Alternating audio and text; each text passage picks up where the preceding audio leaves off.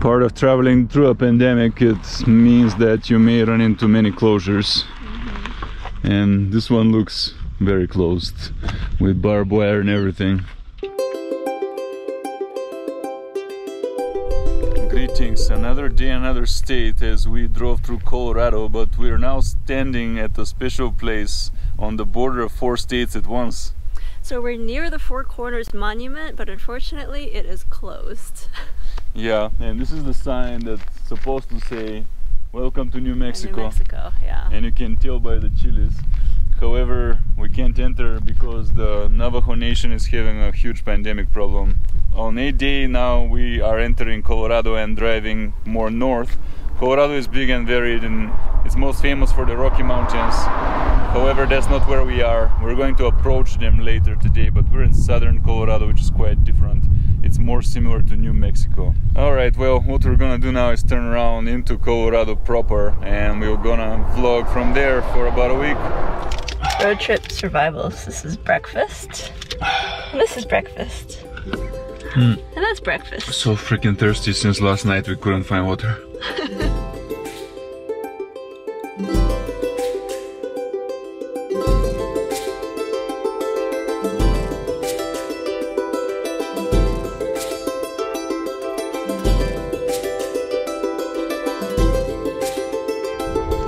Well, here it is, Colorado.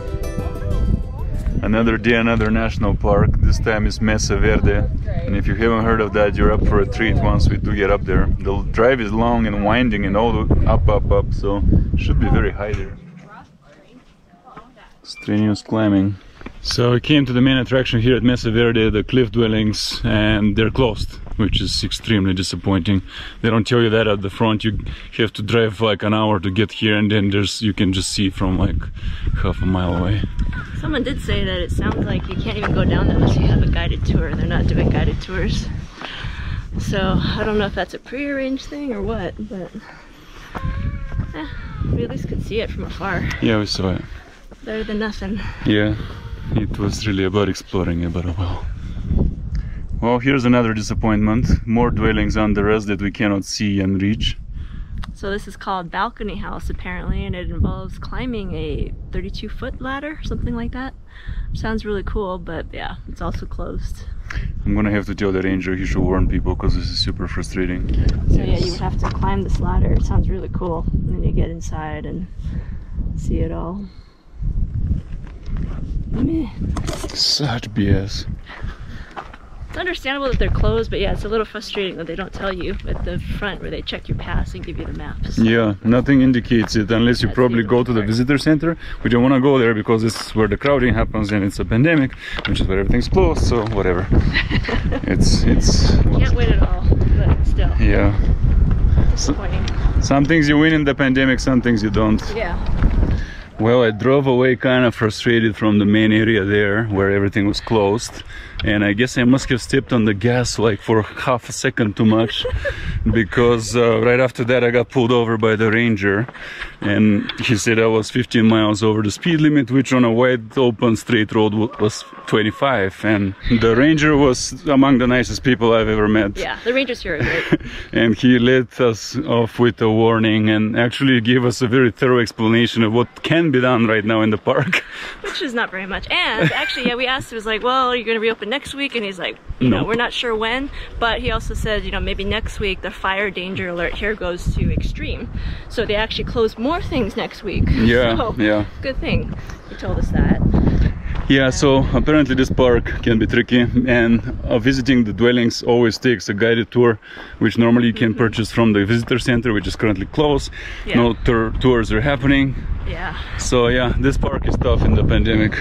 But he did say, yeah, if you wanna, this is actually the best time to come during normal times, which, you know, obviously not normal times, but if it had been, we would have been here during peak time. Yeah, that too would be kind of frustrating. So now we know, he said, to come in earlier spring or late fall. He said late spring or late spring, fall. yeah.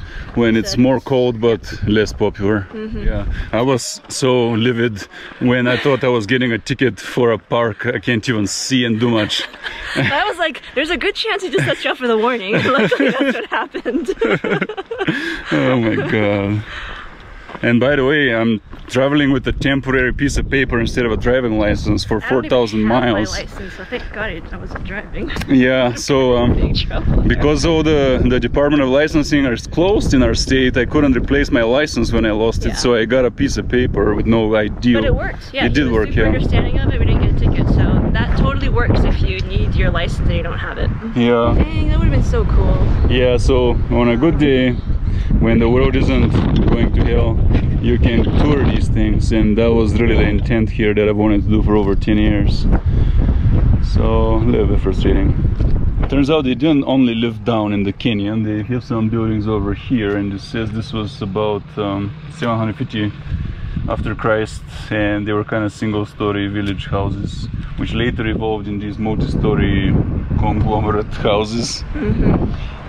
Part of the story here is that what they call these the Pueblo people, they actually built with bricks and stone, and they made cities like 1,000 years ago. This is rather interesting because later when the Europeans came, that wasn't happening anymore. So these civilizations collapsed across both American continents, happened to the Maya as well, and it's really kind of unknown. Could have been a drought or what made them abandon all this, but by the time Europeans come here, there was nothing, no human activity, just the remains. And for us being here, I mean, it's hard to say what the climate was like, but you can just imagine of like, yeah, if there was a drought, then absolutely, like you would have to evacuate or leave or find water source somewhere.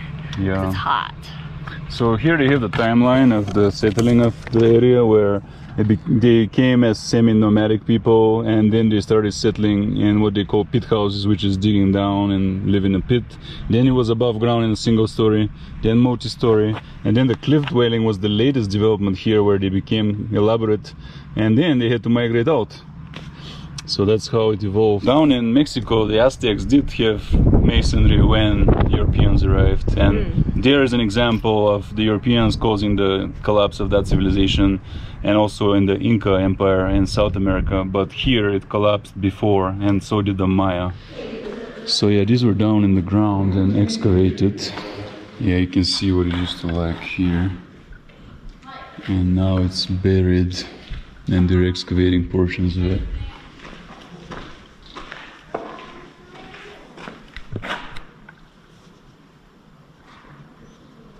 A lot of these circular housing or buildings that they're doing here. So here it says there's an oral tradition that says that people left around the 800s towards the Chaco Canyon, 100 miles to the south. And that was during a warm, dry period. So it really points at a drought driving people away from here. You were right. It could be so, yeah. And these big round buildings seem like they're gathering buildings, like communal ones. And if you step out now in June, very dry, so it is no wonder that they would have some problems with water here. A lot of impression about the Native Americans may involve teepees or just camping around the Great Plains, or long houses, I guess, made of wood, but the truth is some of them had masonry. And you can see evidence of that here. And we know for a fact they built great pyramids and cities in both Central and South America.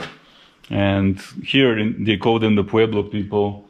They had all this, but it mysteriously vanished before Europeans found it. We're exploring another section of this park, and it's a big area with a lot of remains from a prior era, from 1800 AD. And the thing is that they say it was a farming community, and it had 35 villages right here, which when you start doing the math, it means this place was a metropolis. And the same is true when you go to the land of the Maya in Belize, Mexico, and Guatemala and Honduras. That was a huge metropolis there in the millions. So these were not tiny civilizations that you just see a little bit of now. They were big.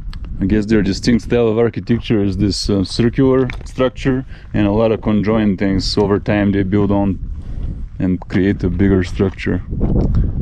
The structure here looks like many small rooms, and who knows how they enter them because it does not show a door. Where's the doorway? How do you get in and out? Yeah, maybe by a ladder, I don't know. But in the middle of it there's the circular structure again, so it looks like they would build a circle and then a lot of little rooms where everyone had their private space and some other purposes, and then in the middle they gather in the circle, and even had the spiral ornaments, which means that the circle meant a lot to them, and they kept on making more and more circles like this. They were the focal point of each community. They also say they use all these juniper bushes here for firewood, and it would have smelled like juniper smoke here a lot when they're farming and lighting fires and cooking and whatnot and warming up. The sizes of the entryways make it look like they were quite small. Yep. I don't know. Yeah, maybe they hid water in the middle of these things. That'd be logical. Some water had to go somewhere. Interesting fact, in Bulgarian temples from around 2500 to 3000 years ago, there are drains, but they were for the blood, for the sacrifices. They could have done that too, yes. Yeah, yeah, it's known where Bulgaria is. Before the ancient Greek Hellenic civilization, there was another one which did a lot of sacrifice, which was the norm everywhere, really. Oh, here we have the biggest circle of them all so far, and they say it's a reservoir.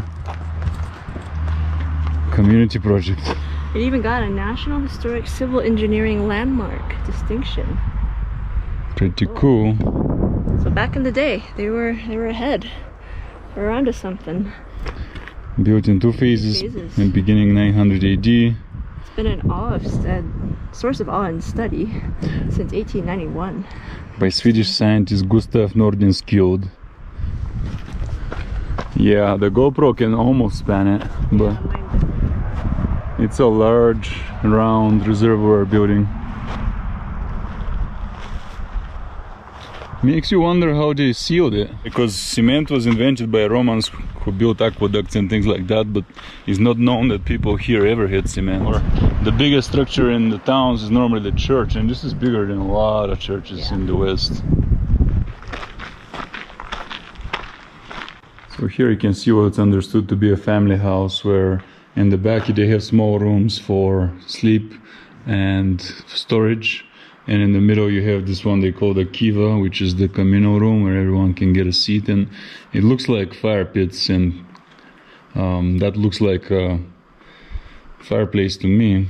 This is the last point we're touring here, called the Sunset House, and it actually is among the cooler. I would say the big palace thing is the coolest, which we cannot get to, but this here, you see a series of them far out there on the other side of the canyon, and some of them just look incredible that you could even build in there. It's, how did you even get there? Ladders, I guess, and they had to bring the bricks up, and many people live there and there and there, and it continues across, so it really makes it look like a city at this point, where it's like a sprawl of multiple dwellings and villages where they had 20-ish rooms in each.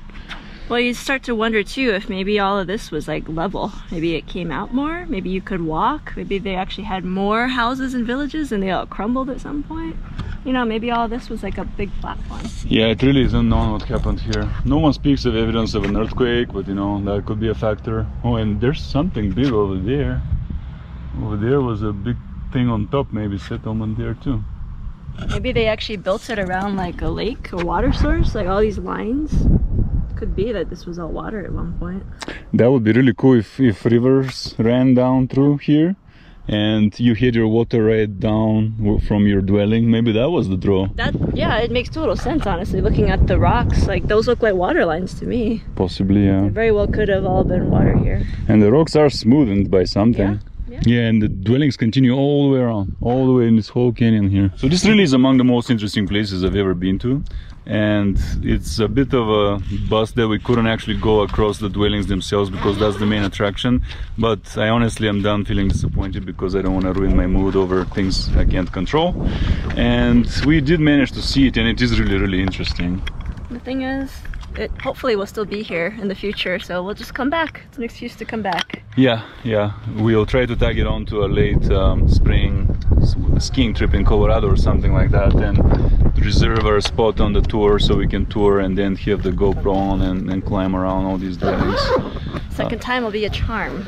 Yeah. I have a feeling we'll have better luck next time. That's right, and you know, the day is still young, so what we'll do from now is go into Durango, and it's a really nice mountain town, and in Colorado you have more rides than in Utah, if you know what I mean, so we'll see how that's like. We've been enjoying Durango, Colorado for a few hours already, and we're really impressed in all ways. It actually is a very, very pleasant place. I'm rolling around town with my Bandit Wild West outfit for the photo shoot. It's quite exciting and entertaining. Yeah.